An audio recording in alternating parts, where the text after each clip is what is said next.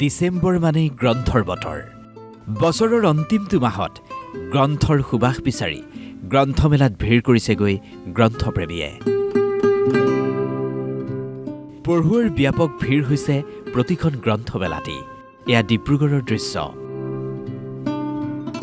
ডিব্ৰুগড় মিলনজ্যোতি সংঘৰ উদ্যোগত অনুষ্ঠিত হোৱা চতুৰ্দশ ডিব্ৰুগড় গ্ৰন্থমেলাই কঢ়িয়াই আনিছে আশাৰ ৰেঙনি।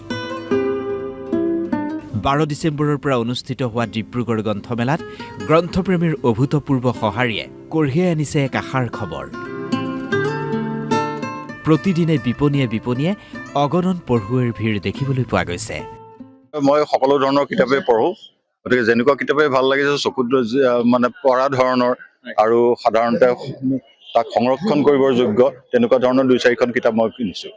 প্ৰতিখন গ্ৰন্থৰ বিপণীত পঢ়ুৱৈয়ে সৰ্বাধিক বিচাৰিছে সুলেখক ডক্টৰ কুমুদ দাসৰ মই মানুহ হ'ব খোজো আৰু ভাল মানুহ হ'ব খোজো মই নামৰ এই গ্ৰন্থ দুখন।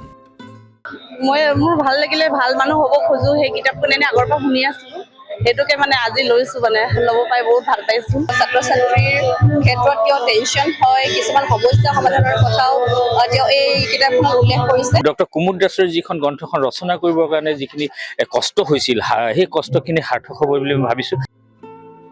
গ্ৰন্থ বিক্ৰেতায়ো ক'লে AMR পাব্লিকেশ্যনে প্ৰকাশ কৰা ডক্টৰ কুমুদ দাসৰ ভাল মানুহ হ'ব খোজো মই নামৰ গ্ৰন্থখনলৈ অভূতপূৰ্ব সঁহাৰিৰ কথা।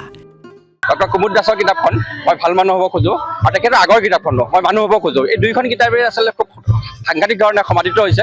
এই কিতাপখন জনপ্ৰিয় সাংবাদিক ডক্টৰ কুমুদ দাসে তেওঁ লিখা কিতাপ এখন। মই যিটো গম পাওঁ ইয়াত খুব জনপ্ৰিয় হৈছে কিতাপখন আৰু খুব ভাল ডিমাণ্ড হৈছে মানে, আৰু খুব ভাল এটা বিক্ৰী হৈছে মানে।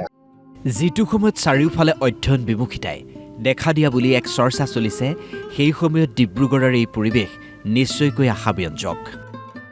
মই মানে এতিয়া অকণমানিটো লৈ আহিছোঁতো, প্ৰথম তাৰ হৈ পিনে চাম, তাৰ যি কিতাপ কামত আহে সেইবিলাক কিতাপ চাম। দ্বিতীয়তে জুবিন গাৰ্গৰ ওপৰত মানে জুবিন গাৰ্গৰ ওপৰত ঢেৰ পুথি ওলাইছে, তাৰ 2খনমান ল'ম বুলি ভাবিছোঁ।